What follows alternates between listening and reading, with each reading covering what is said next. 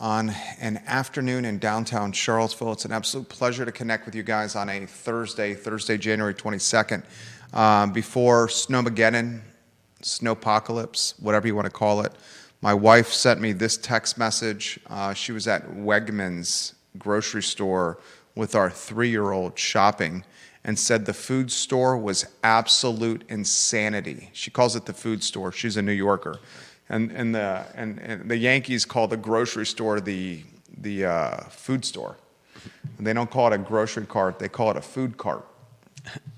Which Interesting. Sometimes they call it a wagon as well. I've even heard Yankees use the term "get the wagon," so we can go shopping in the food store. I said, "What'd you say? Come again?" My wife, the Yankee, just left the food store, our grocery store, while pushing the wagon, our grocery cart, and said Wegmans and Fifth Street Station was absolute insanity as Snowmageddon and Snowpocalypse is upon us. I got an email this morning from our HVAC provider, the fantastic team at Clyde Smith. First time I've ever seen this, and the team at Clyde Smith sent me a 30-item punch list of what to do, sent it to all their customers to protect and preserve heat pumps and HVAC units during snowpocalypse and this ice storm. Never seen that before. Wow. Prepare yourself, giddy up and get ready. Have some food on hand, gas in the car. I have a feeling we're going to be out of work for some time. I have a feeling the kiddos, especially the public schools next week, are going to be out of school the entire week. I think you're looking at a Monday to Friday closing next week. The private schools, maybe they return to school on a Thursday. The public schools have to be a little bit more cautious with the bus routes and a lot of these kids traveling from deep in Albemarle County. So prepare yourself. A lot we're going to cover on the broadcast. Look at today's headlines. We're going to talk, and there's a reason I brought it up on yesterday's show. I had a feeling it was going to go this way. The Albemarle County assessor presented data yesterday and pretty much brass tacks yesterday to the Albemarle County Board of Supervisors. The assessor is Peter Lynch, and yesterday in a meeting with Albemarle County's supervisors, he explained that across Albemarle County, real estate tax assessments have increased by 6.17%. This is the third most costly spike, third most expensive spike, third most elevated spike in Albemarle County over the last 13 years.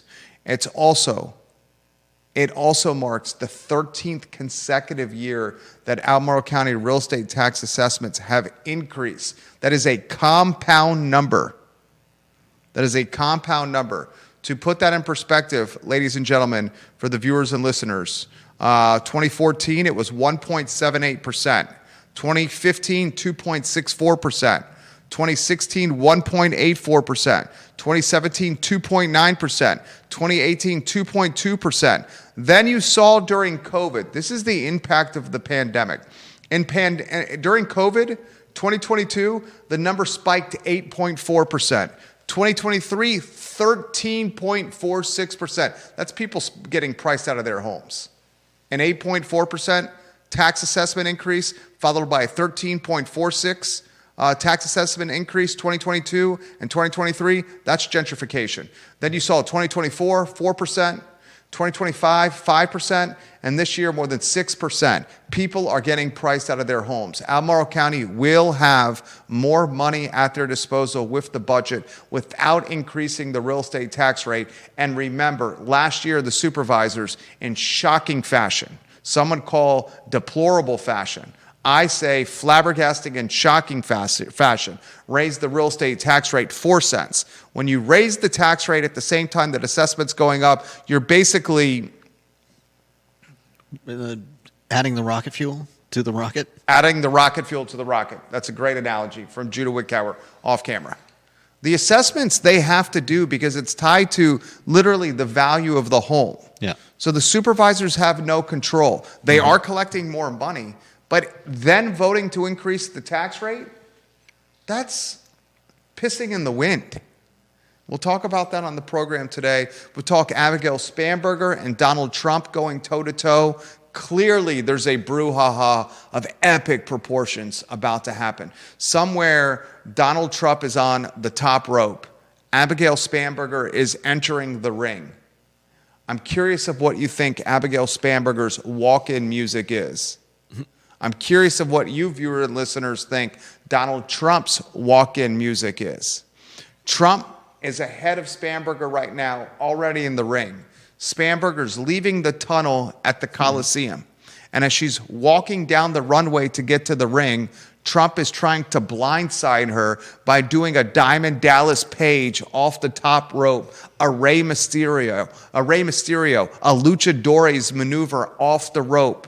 And he wants to DDP Spanberger as she's getting in the ring. And he's doing it by having his Department of Education taunt, brag, champion, megaphone the agreement the DOE signed with the University of Virginia in October of last year, eradicating DEI and offering the Department of Education quarterly accountability, quarterly auditing, quarterly insights into the University of Virginia. Spanberger, 2 days ago, a few days ago, literally before the General Assembly, Spanberger on the campaign trail. Spanberger, when she's being sworn in, is literally asking why the University of Virginia has signed this agreement with Donald Trump. And now Donald Trump and the DOA are on record saying, thank God we did this. It was great for America. I was smart to do this. Basically calling Spanberger's bluff here. We're going to talk about that on the show. Giddy up and get ready, Commonwealth of Virginia, because this is a Diamond Dallas Page, a Rey Mysterio off the top rope waiting to happen. A lot we're going to cover on the broadcast, including Michael Payne. Now, for a second, third, fourth, fifth time, I don't know how many times the Payne-inator has done this, is going on record from the dais, this time last on Tuesday night, saying, I don't want UVA multifamily student housing in historically black neighborhoods. I don't want these real estate conglomerates to build apartment towers that lurk, that leer, that tower over historically marginalized neighborhoods. Shame on these real estate REITs, these real estate investment trusts, and these conglomerates. Shame on the Verve, and shame on the Larkin, shame on the Standard, and shame on the Flats, and shame on all these people that are building housing in these historically black neighborhoods. We must do something about it. Damn it. And then we ask Michael Payne, dude, you're a 2-term counselor. Dude, you were a part of the counseling crew, the counseling posse that got bullied by the activists to push the new zoning ordinance through. Dude, everyone saw it coming that the multifamily luxury student housing was going to pursue the most affordable, cheapest dirt possible, the pockets of the community that were historically marginalized, to build their $2,000 a month bedrooms for students and their mom and dad's black Amex. We're going to talk about that on the program today. I'm fired up and ready to go. Dr. Daniel Halpert on tomorrow's show. Dr. Halpert is the owner of Coco's Adventure Factory. I spoke to him again today. I'm in regular contact with Dr. Halpert. He's going to join us on the show tomorrow at 12:30. We're going to meet beforehand. Dr. Halpert is going to be coming from a construction site. This is a medical doctor, Harvard University, Johns Hopkins University, an educated man who is a serial entrepreneur and a renaissance individual. He's the vision, the effort, the sweat equity, the money, the risk behind Coco's Adventure Factory, Seminole Square Shopping Center, old Big Lots location. He's going to be coming straight from the construction site tomorrow, maybe in construction clothing, to offer you, the viewer and listener, you, the Charlottesvillian, Albemarle County, and Central Virginian, and you, the Virginian, and you, the fine and fair viewer and listener of our talk show, an insight, an update, progress report on what's going on at Coco's. Expectation for a grand opening is late March or April, so right around the corner. Judah Wickower will give some props to Conan Owen of Sir Speedy of Central Virginia. He is a business owner. He's a Darden graduate. He's a business development wizard. Conan, Owen, and Surspedia Central Virginia will assist you in anything you need, anything at all, when it comes to having your logo and helping it gain more visibility in a print or tangible real-life capacity. Signage, direct mail, lanyards, stickers, vinyl lettering on a storefront, you name it, trifolds, pamphlets, folders, uniforms, merchandise. Duke can do it all. He's a wizard. He's very good at it. He's literally doing it for our 24 tenants, for the clients on our roster, and he's a part of this show, the water cooler of content and conversation. And I want to be really straightforward here, and I'm mentioning this extremely humbly. I mentioned this on the I Love CVille Network in commentary form and written form in a comment section. What I am doing here is not journalism. I am not practicing journalism or following APA standards or doing any kind of reporting or journalism. I am offering my commentary, my analysis. I am choosing my own words. I do not report to an editor. I do not report to a publisher. I am not tied to a health system advertiser like these legacy media outlets. I am unfiltered, unafraid, unabashed, and unwilling to kowtow to anyone out there. We answer to ourselves. And I think that's why you, the viewer and listener, like the show. Judah, studio camera, please. If Trump, viewers and listeners, help us pick the song. If Trump was walking out of the locker room at the John Paul Jones Arena and there was a wrestling rink in the middle of the arena, and it was Donald Trump versus Abigail Spanberger in a heavyweight fight of epic proportions, one that was monikered and billed for weeks, if not months to come, because frankly, that's what's happened, because we all anticipated Spanberger winning this. We knew on the campaign trail she was talking about Donald Trump being out of line, out of reach. She was using those threats to drum up engagement with her campaign and push her to victory lane. If there was walkout music for Donald Trump, what would that walkout music be? Interesting question. I mean, I think you're on the right trail with the wrestling imagery. It's definitely got to be brash. It's definitely got to be self-important. I see Michael Buffer. Let's get ready to rumble. And I see that song. What's the song by the British duo PJ and Duncan? Let's get ready to rumble, blasting on the loudspeakers at the John Paul Jones Arena. As Donald Trump walks out of the locker room, he is wearing a robe colored with the color of money. The lettering on his robe is gold. He's got a silk robe. He's got a white collar. It's popped to the top. The wind is blowing in his direction, and his comb over is going everywhere. He's got his sandblasted skin that is somewhat in the combo of tan or Cheeto colored. He has a difficult time climbing into the ring when no one's looking. One of his buddies puts him onto the top rope because he's ready to spring and surprise Abigail Spanberger as she trots into the ring. Now, Abigail Spanberger, the Virginia governor, what's her walkout music? Michael Buffer's Let's Get Ready to Rumble just finished.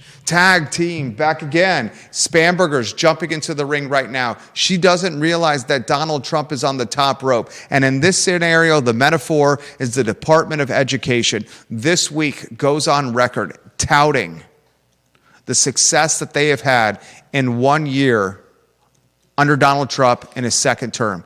And as part of that touting, part of that bragging, if you may, they immediately reference a deal, a contract, a negotiation, documentation signed by interim President Paul Mahoney and the University of Virginia. Trump's administration points to Charlottesville and says, look at what we've done in 1 year in our second term. We got left-leaning UVA. We got activist-leading UVA. We got woke University of Virginia to sign our agreement. and to eradicate DEI, and somewhere the DOE, and somewhere a green silk robing Donald Trump on the top rope, tanned or Cheetoed in color, his comb over waving in the wind as the promo fans pepper him with air, is doing this as Spanberger enters the ring. All right, I've got Remember the Name by Fort Minor. How does that song go? I don't Sing know. it for the viewers and listeners. I don't know how it goes. Because I certainly got don't the know it. lyrics. You ready? Let's go. Yeah, for those of you that want to know what we're all about, it's like this, y'all. Come on. This is 10% luck, 20% skill. Oh, yeah. 15% concentrated power of will, 5% pleasure. Sing it, Judah. 50% pain, and 100% reason to remember the name. Sing it, Judah. I'm not going to sing the whole thing. I don't even know how Whose it goes. walkout music is that? That's Trump's. Curtis Shaver, Vanessa Parkhill, And Rob Neal, for, Georgia Gilmer, welcome to the show. For Spanberger, let's go with Alicia Keys, Girl on Fire. Oh, the lyrics for Spanberger's walkout music, please. She's on fire. Sing it, Judah Wickhauer. No, Sing it. Sing it. I am not singing that. Let's see. I'll read the lyrics after I get them. And then we'll get to the Department of Education, ladies and gentlemen, legitimately bragging on what they've accomplished and how it ties to the University of Virginia, and an announcement and a press release and some news reporting this week. Stephanie Rhodes is watching the program. She wants to talk the rising assessments. Stephanie, we're going to get to those in a matter of moments. Albemarle County is getting even more expensive to live. And I'll tell you what, when the middle class and when the upper middle class and when the lower upper class are complaining about the assessments, pricing them out, you know you got something going on here. Yeah. Judah Wickhauer, Alicia Keys. Oh, man. Let's see. She's just a girl, and she's on fire, hotter than a fantasy, lonely like a highway. I'm not gonna try to outdo. Please Alicia. do. No, I'm not. Please. She's living in a world, and it's on fire, filled with catastrophe. That sounds about right. But she knows she can fly away. Oh, she got both feet on the ground, and she's burning it down. Oh, she got her head in the clouds, and she's not backing down. This girl is on fire. That's the only part of that. Spanberger's walkout music. You did it perfectly. Absolutely perfectly right there from Judah Wickhauer. All right, set the stage. DOE, Donald Trump, Abigail Spanberger, and what clearly looks like a brouhaha of significant proportions coming down the pipe. Oh, I see them at the weigh-in, and they're essentially, Please don't tell me Donald Trump is in a Speedo at the weigh-in. Oh, I hope not. And they're sparring nose to nose. Yeah, they're trying to get each other back down. The DOE press release highlights a striking that their success is attuned or akin to striking historic deals, including one with the University of Virginia that's eradicated DEI. Do you think, viewers and listeners, it's a coincidence that Donald Trump and the Department of Education this week, after Abigail Spanberger was inaugurated and sworn in, after Abigail Spanberger spoke before the General Assembly, then Donald Trump responds by championing or touting or bragging about the UVA agreement that the DOE signed? Definitely not. And it's not a coincidence. We all know that. Now Trump is calling Spanberger's bluff. And now it's going to be up to the first female governor in Commonwealth of Virginia history who is a UVA alum, who dominated Winsome Earl Sears in this past governor election, in part because she was going to return the University of Virginia to a state that no longer had influence by the federal government who she said is defining what overreach looks like. Her words. Now Spanberger is left to respond. One thing you can say about Trump, and this is not about being a Democrat, this is not about being a Republican, this is just following the news cycle. He understands how to capture the moment. He can capture the moment better than maybe anyone in American history. I'm going to ask you, the viewer and listener, who's better at capturing the moment in American history than Donald Trump. Few. Maybe you say the Kardashian clan, the entire family. Who's better at capturing the moment in American history, viewers and listeners? Maybe you say, was it Rupert Murdoch? But that was behind the scenes with Fox News. That was in front of the camera. Yeah. Capturing the moment in front of the camera with your personal brand, your name, image, and likeness, your NIL. Who can do it better than Trump in American history? Who can do it better than Trump in global history? Sincerely, I'm asking that question. Is there anyone? Because he literally is stealing the fire, his words, Judah's walkout song words, Alicia Keys, Abigail Spanberger. That girl's not on fire, Donald Trump is saying. I'm the fire. I'm dousing her with fire. And now we'll see how Spanberger responds. Remember the name. Judah Wickhauer, anything you want to add?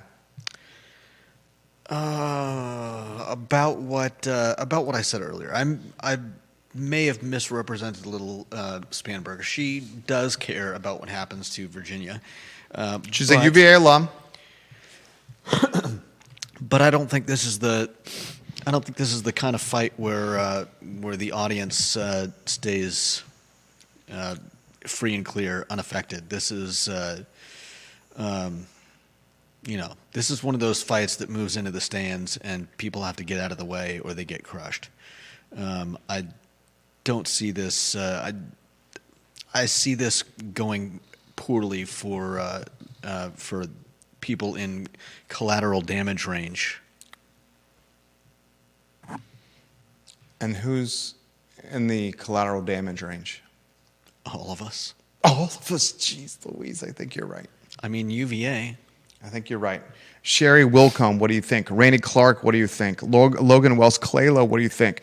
Damian Milliner, what do you think? Philip Dow, what do you think? Curtis Shaver, Rob Neal, Vanessa Parkhill, Stephanie Wells Rhodes, what do you think? Viewers and listeners, let us know your thoughts. Put them in the feed. Barbara Becker-Tilley, Randy O'Neill, John Blair, Daily Progress, Radio, TV, what do you think? Lauren and Ivy, what do you think? I am stunned by is the word gravitas? Gravitas? I am stunned by the cojones. I shouldn't be, because he's got a history of it. Brashness, ego. Oh, ego is... The narcissism. Yeah. 24 to 48 hours after Spanberger is inaugurated, right after her first speech to the General Assembly, he literally gives her the one-finger salute and says, look at what I did at your alma mater, leveraging federal funds to get them to sign this and to eradicate what you campaigned for and give me quarterly access into their books. What's up? What are you going to do now? That's what the DOE just did this week, ladies and gentlemen. What if she took Youngkin's surplus and said, screw your DEI initiative or anti-initiative. She's going to take... We've got the money to back... Okay, she's going to take... I'll push back on that. She's going to take a surplus that's tied to the Commonwealth of Virginia and use the Commonwealth of Virginia surplus to float the University of Virginia through the year 2028 until Trump is out of office. If you have no ties to the University of Virginia, 8-9 million people in the Commonwealth of Virginia, wouldn't they be pissed off by that? I'm not saying she's just pushing back respectfully. I'm not saying she's going to do it. I'm just, she's got to be. That's akin to, let's use the UVA endowment. Okay, that's fair. Any way we want. For folks that, and Judah knows this extremely well, the $14 billion endowment the University of Virginia has, people are donating money to the University of Virginia for specific purposes. It's not a general slush fund that can be allocated any way the University of Virginia Foundation sees fit. It's probably also doubtful that it's all liquid.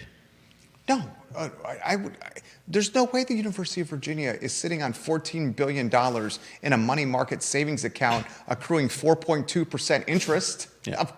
No, you're right. Very good call. It's absolutely invested. And from what I've been told off the record by very important people, I cannot say who, a lot of the investments the endowment is doing off the record, I've never really covered this story, but I've heard it from a number of people that are in the finance category and sector. A lot of the endowment money is allocated to friends, air quotes, that work in finance that run and operate hedge funds. And the returns these friends are earning that own and operate hedge funds are not returns that are meeting what should be legitimate standards. That it's allocations being given friends of the foundation. That's what I've heard through the grapevine. I haven't dug deep into it. Just what I've heard from the grapevine. And the expected returns are not what they should be. Just what I've heard through the grapevine. All right, if you're just tuning into the program, Trump's Department of Education issues a press release and on-the-record statement touting the agreement the Trump administration, the Department of Justice, the DOE signed with the University of Virginia, championing, bragging about it mere hours after Abigail Spanberger says before the General Assembly during her inauguration and certainly prior while on the campaign trail that she was going to return the University of Virginia to its original form when the federal government did not influence and overreach here in Charlottesville. We clearly have a Rey Mysterio, Luchadores, John Cena, Dwayne "The Rock" Johnson, Diamond Dallas Page, The Undertaker, Macho Man Randy Savage step into a Slim Jim, Hulk Hogan, Sergeant Slaughter situation going on. Any wrestlers you want to add to that? Hacksaw Jim Duggan. Oh, man. Somewhere my son is extremely proud of me Jake right now. the Snake Roberts. Jake the Snake Roberts. Give me that python. Step into a Slim Jim.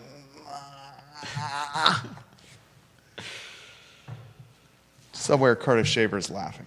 Next headline, what do you got? Put the headlines on screen. Assessments. Gosh, this is crazy. This is crazy. Are you ready for this? And it's to be expected. This is why I brought it up on yesterday's show. On average, Albemarle County across the board, 6.17%. Albemarle County's tax assessments have jumped 6.17%. That's the third highest spike, Judah, in the last 13 years. And Judah, here's the true kick in the nuts. Are you ready for the true kick in the nuts? Yeah. Tax assessments in Albemarle County over the last 13 years, Judah Wickower, have increased. 13 consecutive years we had tax assessment increases. These are compound assessments. Yeah. An assessment increase. Yeah. And then the next year an assessment increase on last year's assessment increase. If you had 100% and you get a 10% increase, the next year, whatever the increase is going off of the 110%. We're compound assessments. Mm-hmm. And I want to give you. And then you add in tax rate increases. You add the 4 cents that went up last year. And you do that all while floating debt is more expensive, groceries are more expensive, cost of goods are more expensive, gas is spiked, everything's more expensive. Okay? I'll give you the last 4 years Albemarle County tax assessment increases. In 2022, it was 8.4%. That was during the pandemic. Yeah. 2023, 13.46%. 2024, 4.07%. 2025, 5.09%, and 2026, 6.17%. If I was just doing basic collecting, aggregating math, and this is not how it works because it's compound, over the last 5 years, 8.4, 13.46, plus 4.07, plus 5.09, plus 6.17, 37%. Do it like this. Do 100. We're not going to do it on the talk show, but you could do it. You want to do it that way? You do it that way. Yeah, you do it that way. Absolutely do it that way. Give me the numbers again. You got 8.4%, 13.46%, 4.07%, 5.09%, and 6.17% this year. The Samuel Miller district, which is my district, this is Ivy, went up the most. Samuel Miller district went up 9.8%. A 10% spike in the Samuel Miller district. You had the lowest increase was the Rivanna district with a 3.6% increase. Jack Jewett, 8.3%. Scottsville District, 5.8%. Whitehall, 5.3%. Rio, 4.5%. Albemarle County, whether the supervisors do any tax rate increases of any kind, I'm talking real estate, I'm talking meals, I'm talking lodging, personal property of any kind, it's going to have a boatload more money just for the uptick of 6.17%. Now, I'm going to ask you, the viewer and listener, what does that do to Albemarle County? To help answer that question, I'm going to go to a viewer and listener that I have tremendous trust in, that I've worked alongside for 15, 16 years, who's an incredibly intelligent person. Her name is Stephanie Wells Rhodes. Do we have a photo for Stephanie that we can put on screen? Yeah. When she offers comments on the show, I listen. She says, it's absolutely insane what's happening. Are they trying to push us out? I'm already paying them $11,000 per year. Stephanie has earned a fantastic living through hard work, her family one of means. When families of means point out the expensive nature of what's going on around here, imagine the families that are on the poverty line. Imagine the families that are one-income households. Mm-hmm. Imagine the households that are retirees. Imagine the households that are on Social Security. Imagine the households that do not have income coming in, that are on disability. Mm-hmm. So here's what I've got. Compounding all of that, and I'm not 100% sure I did this right, but let me know if this sounds right. If you started at $100 and added each of those increases, you would end up today paying $142. I will trust your math is correct. I'm not able to do that math on the fly while monitoring 15 Facebook pages, I understand. 15 Twitter accounts, YouTube, iTunes, Apple Podcasts, LinkedIn. I'm sure Apple, somebody will Fountain, chime in and let me know if I've made a mistake. That's right up Deep Throat, who has the ability to solve world peace, negotiate deals in Venezuela while telling us 500 digits of what pi is at the same time. Dude's a genius. Did he do the numbers right, Deep Throat? I have no doubt that you did. I'm not going to be able to do it while talking here. Jason Noble is saying, his photo on screen, that Donald Trump is asserting dominance from day one on Abigail Spanberger, as if it was the alpha German Shepherd setting the stage or the tone for the puppy German Shepherd, welcome to the family, saying, this is my house. I added some of that. Sounds about right. I added some of that. He said got to assert dominance, but I have a feeling Jason Noble would have gone with that as well. Johnny Ornalis, welcome to the program, the owner of Mexicali Restaurant. Que pasa, chico? Philip Dow is watching the program, the mayor of Scottsville. Spanberger ran on reducing living costs, but instead is raising taxes, especially at 3.4% on all Amazon purchases. Jason Noble says, Judah, use AI to do the math. I think it's important for everyone to realize that we're hosting a talk show. Mm-hmm. It was like yesterday. My wife texted me about our son having a rash at school and having to go pick him up. Everything's fine. He's A-okay. He had a rash. He had to be picked up from school. I was getting the text messages during the show. I'm on a show. There's thousands of people watching us. I responded to your text messages, sweetheart. I will call you soon thereafter. I appreciate the update. I love our son dearly. I might only be able to communicate in heart emojis right now. Lonnie Murray is watching the program. Lonnie Murray is offering commentary here as a civilian. He says it used to be that when there was a budget surplus that it was dedicated to water conservation. That's how many popular conservation programs were funded, since Virginia often had a budget surplus. Youngkin apparently ended that tradition, zeroing out the budget of popular conservation programs like the VCAP. I appreciate that comment from Lonnie Murray. I'm going to respond to his comment while hosting a talk show and monitoring 42 social media and podcasting channels at once. I appreciate your comment, friend. Thank you. John Blair, his photo on screen. John Blair is a gentleman John, are you Samuel Miller District? You are Samuel Miller District. I used to live in Redfields. Redfields was Samuel Miller District, right? Yeah, I think it is. He says, I know I'm not the only viewer who lives in Redfields. So maybe someone else in the neighborhood or Oak Hill Farm has seen something different, but I honestly cannot recall the last time I saw a house on the market for more than 7 days in Redfields, in either Oak Hill Farm or my neighborhood, Redfields. The demand is still white hot in both. Therefore, these assessments don't surprise me for the Samuel Miller District. John Blair, I mentioned this live on air. Bob Yarborough, who routinely watches the program, lives in Redfields as well. Curious of your thoughts, Bob Yarborough. Regardless, here's the nitty-gritty, okay? Here's the nitty-gritty, and then we'll get to your comments. People will be gentrified out. The pandemic continues to impact us here in Charlottesville and Albemarle County. This is even more collateral damage of COVID.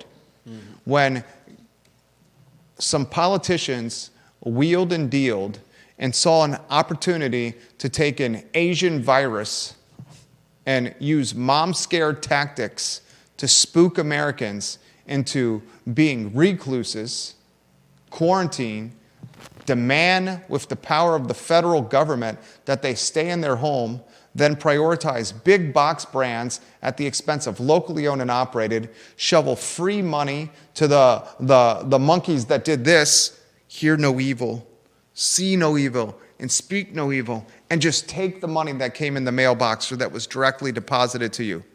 That's what happened.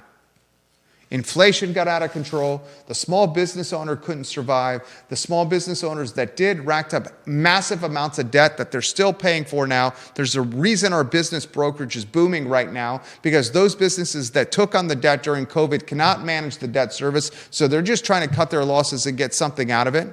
The stock market went out of control, and then there's this bifurcated society. Bifurcated? The rich got richer, while the middle class and lower Stop being the middle class got tighter and smaller. The middle class got narrower. The lower class got bigger. Yeah. Let's scare them. Let's use mom fear to scare them.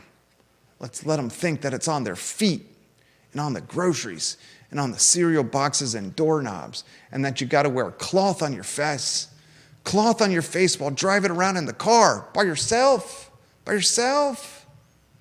And let's incentivize them to stay home by giving them free money. And that'll get them to vote differently.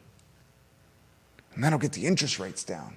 But they didn't have a DeLorean, and they didn't have a flux capacitor, and they couldn't go to Hillsdale 2026, because in Hillsdale 2026, they would have seen assessment increases in gentrification. In Hillsdale 2026, they would have seen small businesses closing. And in Hillsdale 2026, the small businesses that did survive, they would have seen massive amounts of debt. In Hillsdale 2026, they would have seen the downtown mall a shadow of its former self.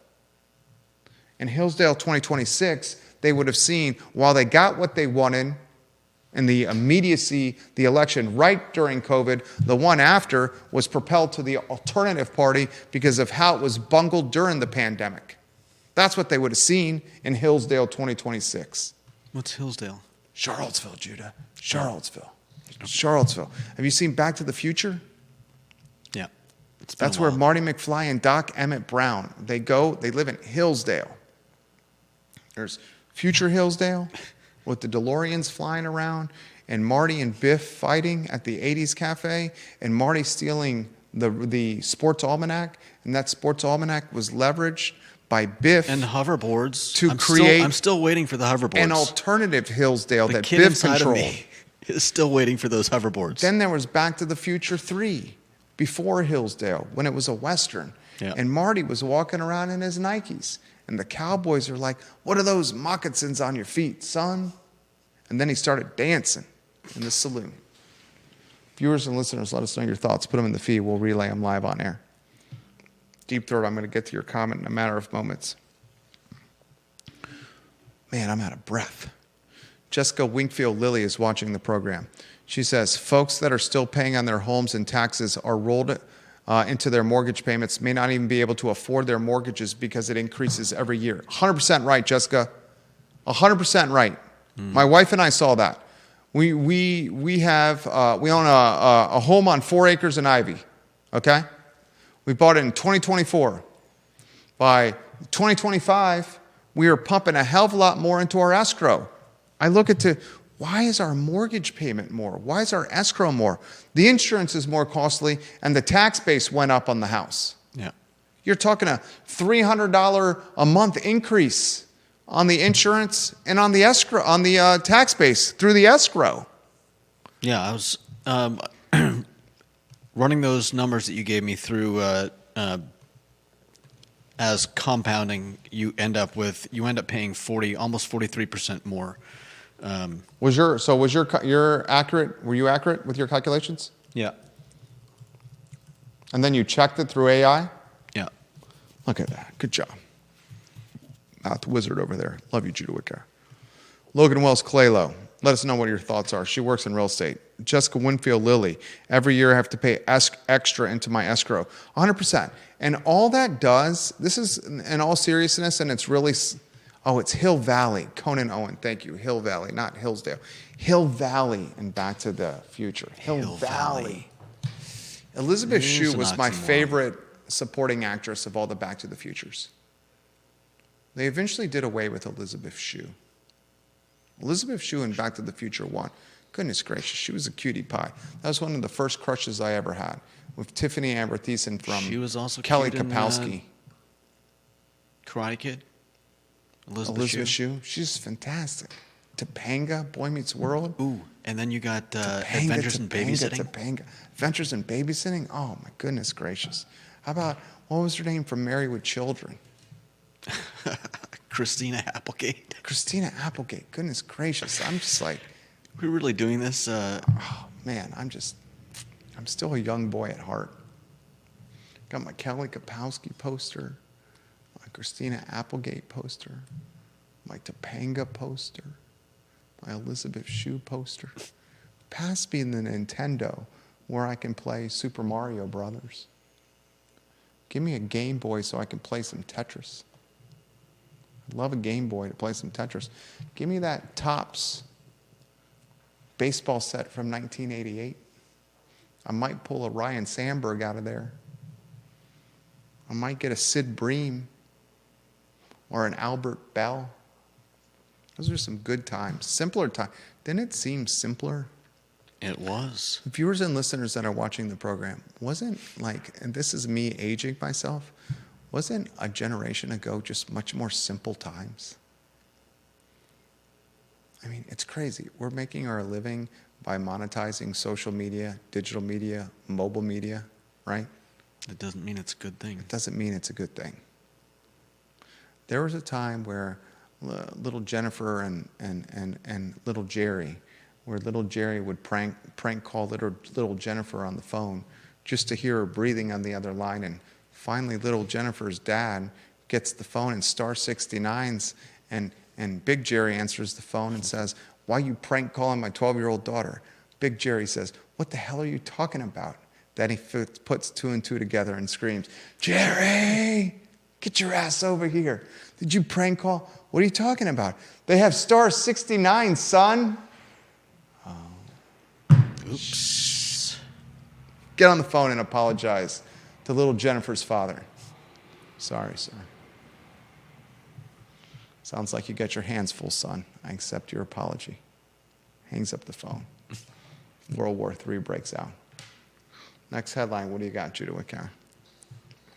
Jason Noble, I had some Topps and Fleer cards tucked away too, my friend. My oldest son is now getting into Topps and Fleer cards. It's wonderful. Got a lot of bonding. Barbara Becker-Tilley, watching the program. I am not stunned at all by this. 100% expected. Spanberger was a wolf in sheep's clothing, and she was primed and trained to do this. Far too many fell for this. The fallout is going to be huge, and Youngkin did not leave that much of a surplus. Your pockets are going to bleed. Barbara Becker-Tilley. Cherie Denby Taylor is watching the program. I've never seen you interact with the program. Welcome to the family, Cherie, and thank you kindly for watching the show. Deep Throat. Oh, he's got an Elizabeth Shue comment. As for Elizabeth Shue, she came back to finish her Harvard degree when I was there. Saw her around Harvard a few times. I bet you she captivated Deep Throat. Did she captivate your attention while you were at Harvard? I believe Deep Throat enrolled at Harvard 2 years early.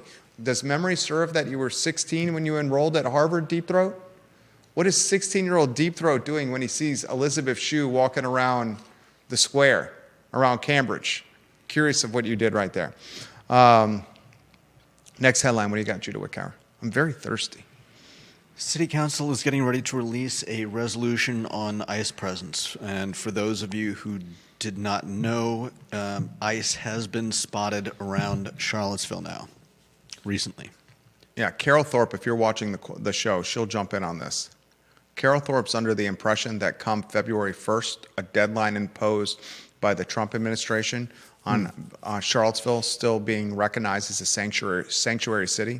Despite calling it something different. Yeah, rebranding the sanctuary city. That Donald Trump is going to rain holy hell on Charlottesville. He's got his eye on Charlottesville.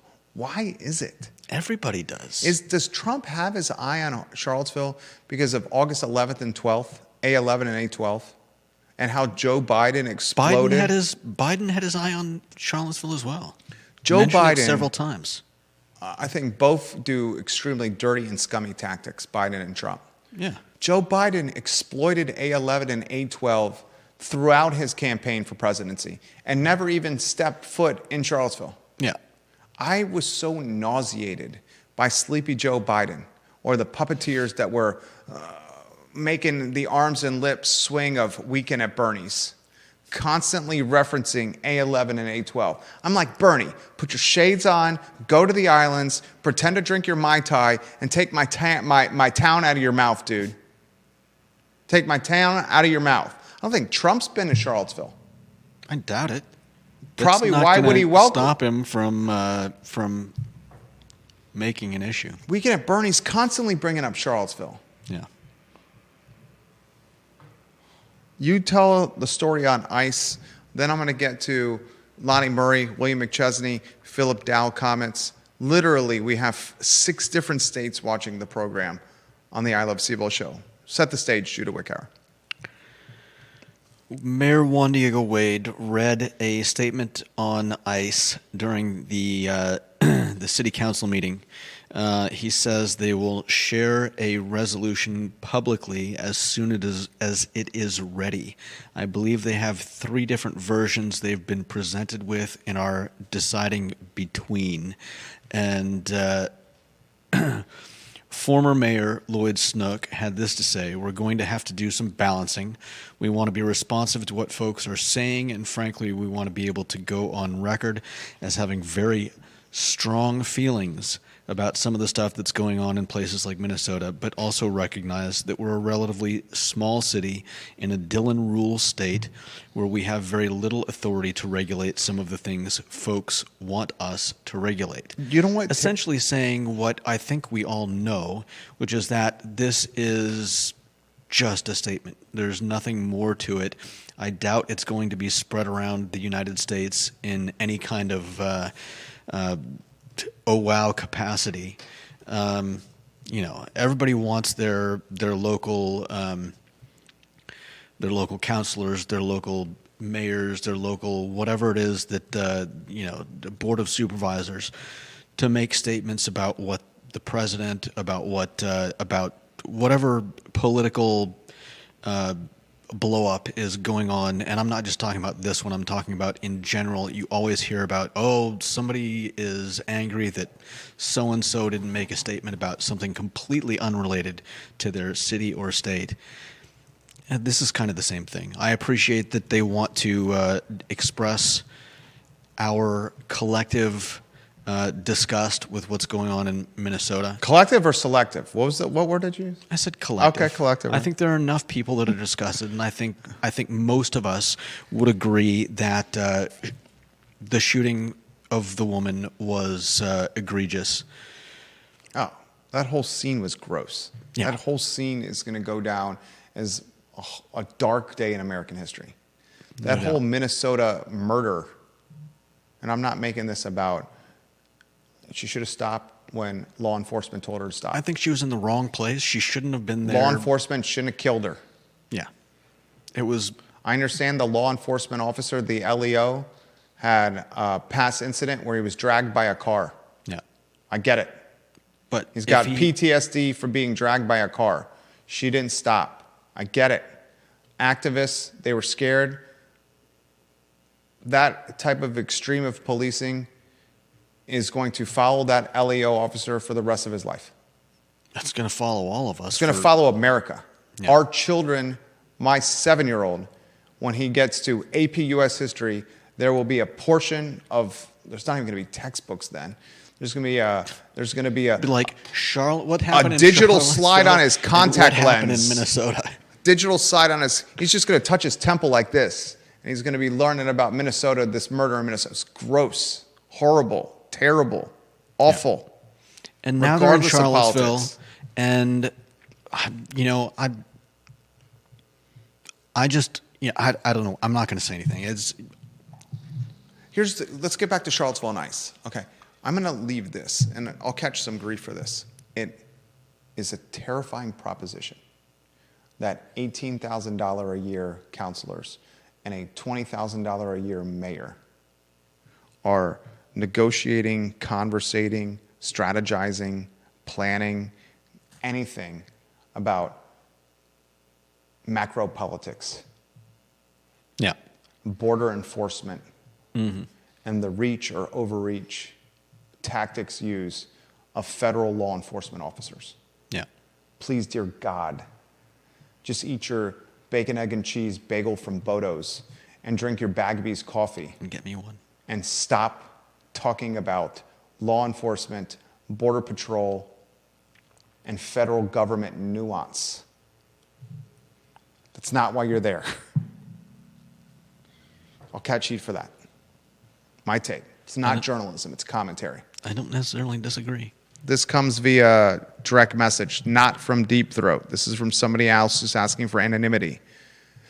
My tax payment in Albemarle County will have increased 42% over the past 24 months if my assessment only went up 6% average this cycle. To add to Stephanie Wells Rhodes' comment, when people like me are looking in my pocket trying to figure out how to pay my taxes, welcome to Mini Vale and Manhattan. Mini Vale? Oh, Vale you're or saying this Manhattan. is, I like, this is my favorite comparison is it's vulgar. It's vulgar and I kind of like it because I'm still somewhat immature at heart. Charlottesville is the menage a trois baby of Vail, Colorado, Austin, Texas, and Greenwich, Connecticut, with Southampton, New York, lurking and creeping in the corner watching them. That's what Charlottesville, Virginia is. The menage a trois offspring of Vail, Austin, and Greenwich rendezvousing with Southampton, New York, lurking and leering in the Southampton, corner. New York, sitting in the cuck chair. Oh, I wasn't going to use that word. That word is so gross. Yeah, that word gives me the creeps, dude. It's horrible. It's a creepy word. It's like right there with the underwear that starts with P that women wear. That's another creepy word. The M word that is a synonym for wet. That's another creepy word. Please, just get the creeps on that. That's why I was lurking and leering in the corner. But the anonymous commenter is right. And this anonymous commenter, I'm not going to say who it is, but is a man of tremendous means and is C-suite by title.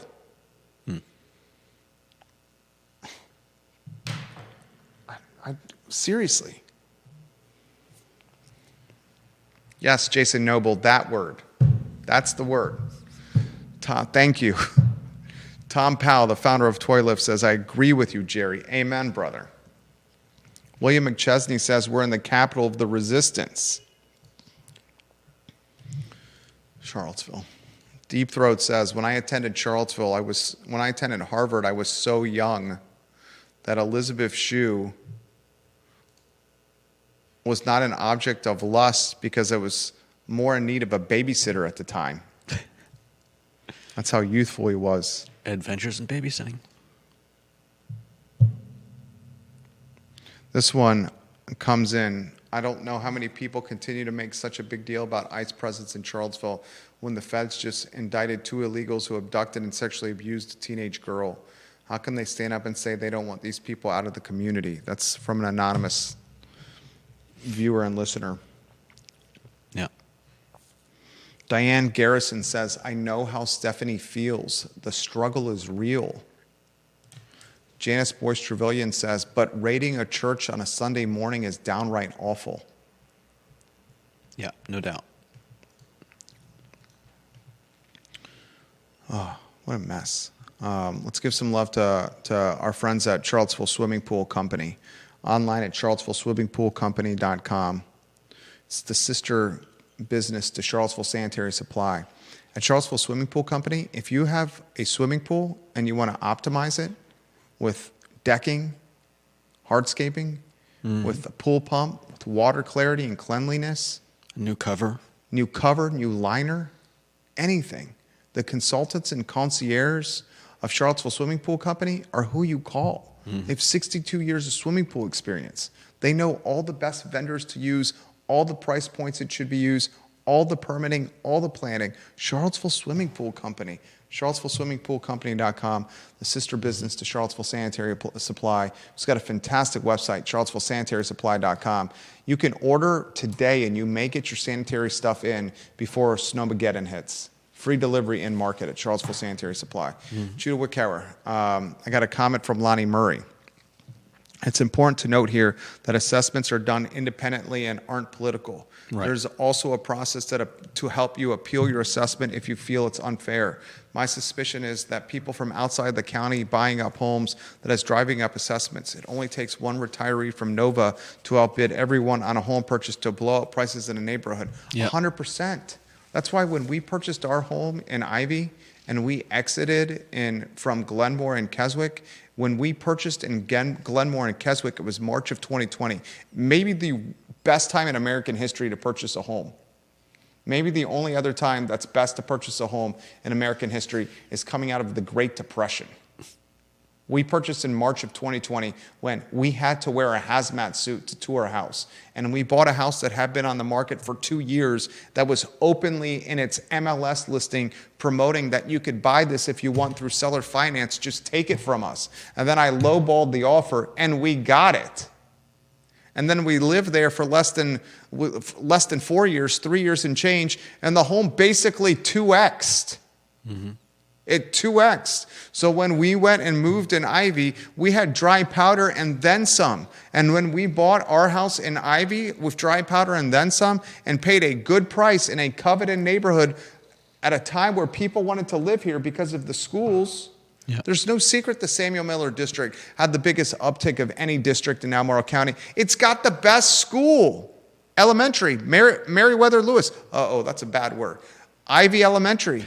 Henley, Western Albemarle. That's why it's the schools driving it, along with the geographical location, the proximity to UVA and to the epicenter of employment. When we purchased in our neighborhood, there were some neighbors that were giving us the one-finger salute for buying at that price. And I'm like, what did you want me to do? There was multiple people trying to buy the house and I wanted it. Tom Powell, founder of Toylift. On another note, I just spoke with my brother in Wisconsin, and he said the wind chill was 50 degrees below zero. He was asking if I was ready for what's to come. Are you ready, Jerry? One of the best aspects of this home we purchased is a whole house generator. It is a beast that literally runs a 5,000 square foot crib. 5 beds, 4.5. Thank goodness for that. My wife was at Wegmans buying up all the perishables. She says it's insanity over there. Deep Throat says, I don't think Charlottesville City will see a bigger increase in assessments. My repeat sales indices, I have a couple of different techniques, are between down 3% and up 2%. I've talked to many, Deep Throat says, we have a generator too, but we're flying to California tomorrow. Deep Throat, to be you. To be not to be Deep Throat, but to be the The prince of Deep Throat. The two princes of Deep Throat is who you want to be. Deep Throat, you're living the good life. The princes are living a really good life, Deep Throat. A really good life for the princes. That's because of your hard work, though, so I salute you. I salute you. I want everyone to be successful. I want everyone to be successful. Comparison is the thief of joy. I want everyone to be successful. Charlottesville City, the realtors I talk to that specialize in the city say at best we can expect flat. That values are facing, of course, values are facing headwinds. We got Mo. What's Tony, Mo, and Larry? What are the Curly, Mo, and Larry running the city over there? You're talking about the Pep Shop Boys? Talking about the Stooges. Pep Boys. Oh, yeah. I don't know if you remember Pep Boys. I remember Pep Boys. Pep Boys. Pep Boys. Why do we still not have a 50-year downtown mall celebration? Why is there no plans allowance for the 50-year anniversary of the downtown mall? Well, Friends of Downtown is at least prepping for it. They've been sending out A survey? Yeah, surveys. I love the Friends of Downtown Mall. We saw Greer this morning. Mm-hmm. Love Greer. Yeah. Love Friends of Downtown Charlottesville. Can we just actionize the anniversary? There's 12 months in the year. After this snowstorm, the snowpocalypse that shuts everything down for a week, we have 11. Philip Dow says, luckily I have a whole house Generac generator as well. Ooh, must be nice. You don't lose power where you are at. Not normally, but this doesn't sound like a normal situation. I'm a little bit worried. Yeah. This is definitely not a normal situation. This is one of those generational snowstorms. Fortunately, I am in a townhouse, so my house leaks less cold air. You preserve heat. Yeah. Yeah. To some degree. That doesn't mean it wouldn't get pretty cold. Next headline, Michael Payne. Oh, this is a sensitive headline.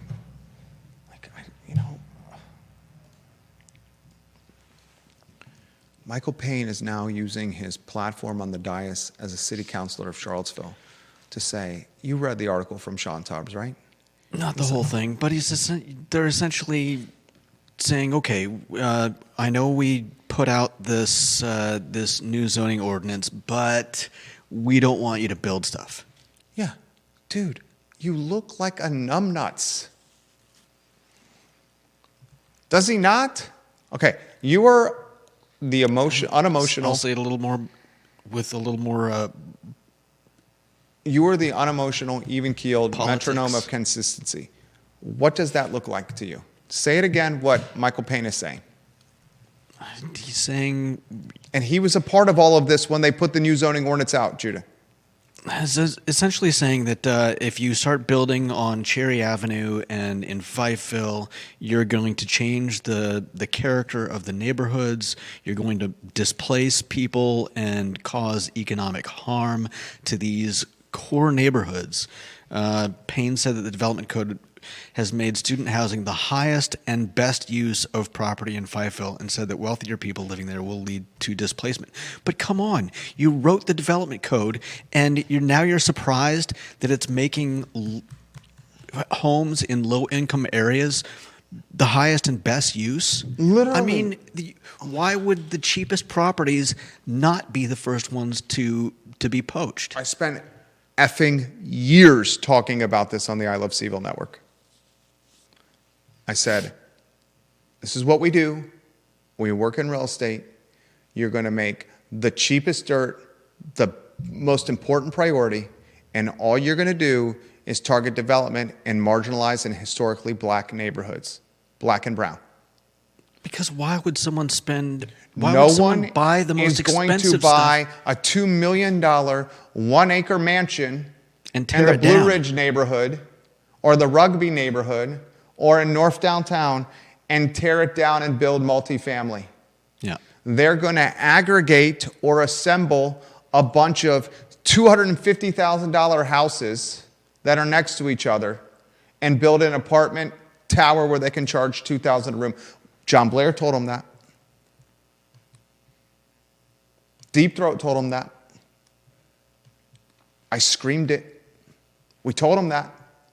And now Michael Payne's like, oh, well, we can't do that here. Despite him setting the rules. Mm-hmm.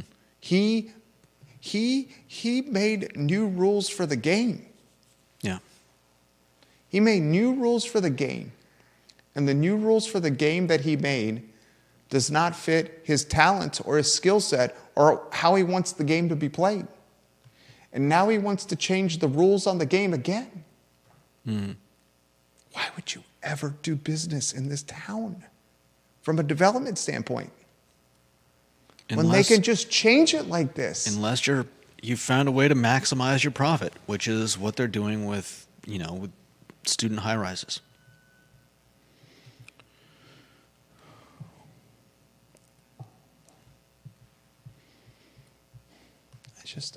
It's honestly, it's insulting. It's insulting. It's insulting, really. Because you're either hoping we have short memories or you're hoping we're quick to forgive or you're hoping we continue to think that you're the smartest person in the room and that we should just kowtow to what you say. But either way, what you're doing is treating us with disrespect and marginalizing us. I understand the idea of making incremental changes to fix issue. You try something. I mean, come on, we do it here. We try something. It doesn't always work out. We make changes or we let it go. But they went. But the but to this is that they went balls to the wall. They didn't just make a small change and see how that affected things. They made a big change. Can I respectfully push back on that? Yeah. Okay. The analogy you made is a good analogy about throwing something, the spaghetti against the wall here and seeing if the spaghetti is al dente and it sticks, or if it's runny and it just crawls and falls to the floor. The difference is we are basically a venture studio. We're a small business. Right. I know. We are supposed to try things to see if they work as a venture studio, as a small business. That's the effing playbook for development and housing in Charlottesville, Virginia. It's not a piece of paper written in pencil. It's the Bible of building. Mm-hmm. It's the Bible. It's what are some other akin to the Bible? The Torah? The Quran? Maybe. I'm not sure what you're getting at. But It's the Bible of building. You don't write the Bible of building in pencil and then erase it with your number 2 eraser. And that's what Juan Wayne and Michael Payne are saying. We knew this is a work in progress, is a living, breathing document. These builders are taking notes, debt service out to the tune of hundreds of millions of dollars at interest rates that float, that aren't fixed over 30, but are float and tied to prime. And to change the playbook, the Bible of building, when developers have floating debt and expectations and deadlines and guidelines, is the definition of malpractice.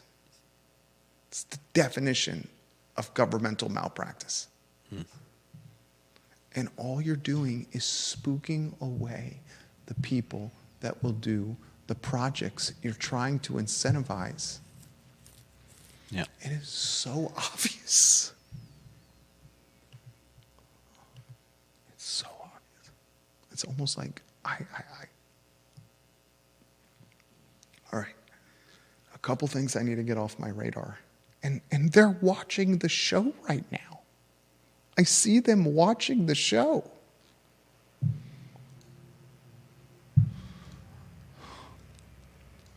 The University of Virginia men's basketball game against North Carolina, this was just announced. Tip-off has been moved up to 12 p.m. from 2 p.m. And the Tony Bennett court dedication has been postponed until the 21st of February against the Miami Hurricanes.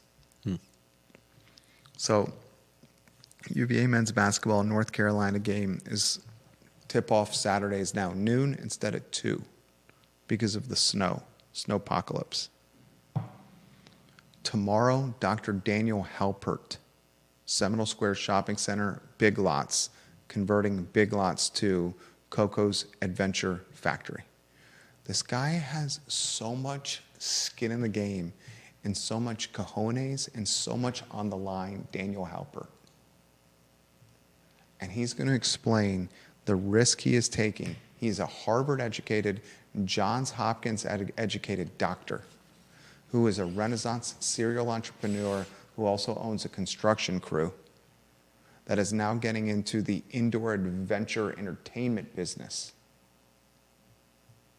He's on the show tomorrow. We'll show some photos. We're going to work alongside his business to help him gain share. Don't miss the interview, 12:30 on the I Love CVille Show, with what the metrics back this up, ladies and gentlemen. Across all platforms in the region, there's no brand that is reaching more people than I Love CVille. It's UVA number 1. It's I Love CVille number 2. Unfiltered, unafraid, unaffiliated, unabashed. Judah Wickower and Jerry Miller.